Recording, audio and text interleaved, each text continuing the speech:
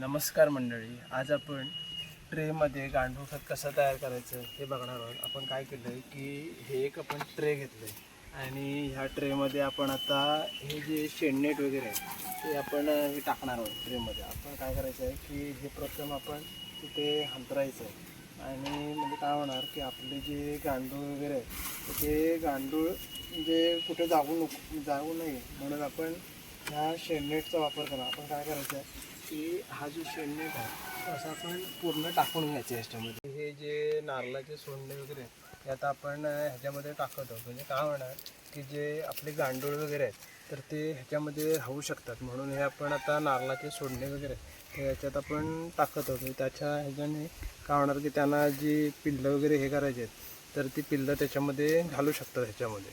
हां, तर आता आपण काय तो आता ह्याच्यामध्ये आपण टाकत आहोत. तर आपण काय करायचं आहे की असा जो आपला पाळा वगैरे आहे तर आता आपण इथे असं पसरायचं दाखवलं त्याचं.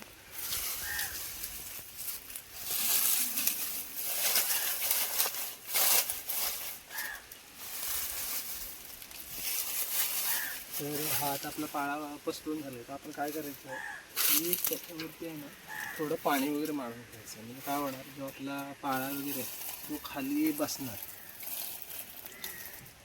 चांगलं पाणी मारायचं आपण त्याच्यावरती.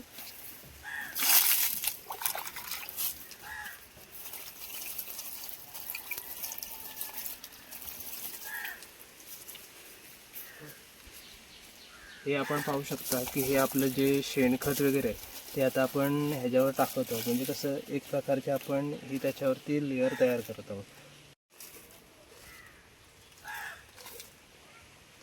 आता हे आपण एक लेअर टाकलेलं आहे ह्याच्यावरती. आता आपण काय करायचं आहे की परत जो आपला पाळा वगैरे आहे तर तो आपण ह्याच्यावरती टाकायचा आहे. अशा पद्धतीने आपण बघू शकता की हा जो आपला काही गवत कचरा वगैरे आहे तो आपण ह्याच्यामध्ये टाकत आहोत.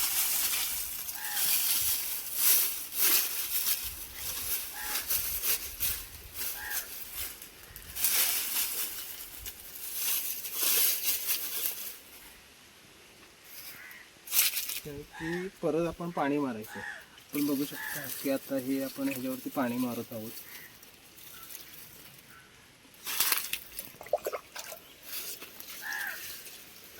आपलं तर पाणी मारून झालेलं. आता आपण काय करायचं आहे की परत आपण हे शेणाचं वगैरे तर आपण ह्याच्यावर टाकत आहोत. आपण बघू शकता. थांबा.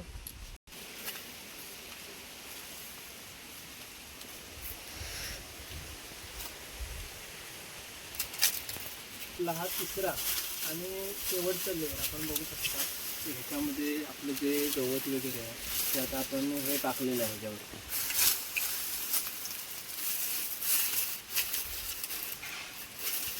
तर हे गवत टाकल्यानंतर आता आपण परत हे करायचं, आपलं जे पाण्याचं लेअर वगैरे तो आपण ह्याच्यावरती टाकायचं आहे.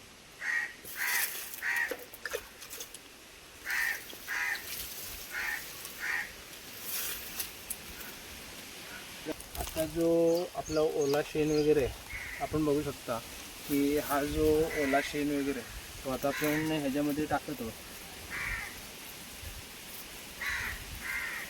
म्हणजे काय होणार की गांडुळांना जे खाण्यासाठी वगैरे आहे ते पण अतिशय उत्तम आणि चांगलं असतं.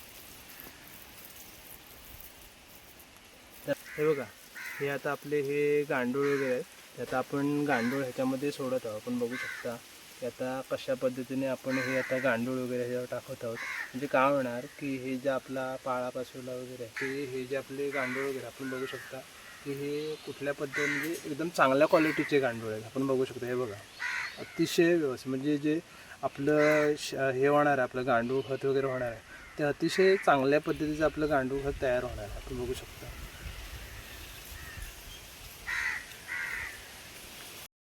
आपलं जे हे गांडूळ खत आहे ते आपण छोट्या प्रमाणात केले, पण आपण मोठ्या प्रमाणातही करू शकतो.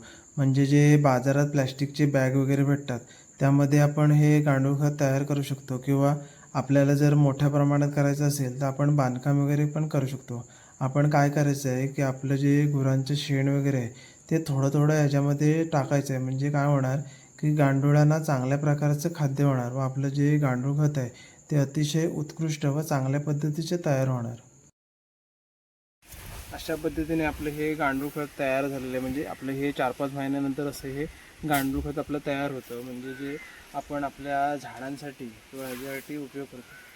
तर तुम्हाला हा व्हिडिओ कसा वाटला ते कमेंट करून नक्की सांगा.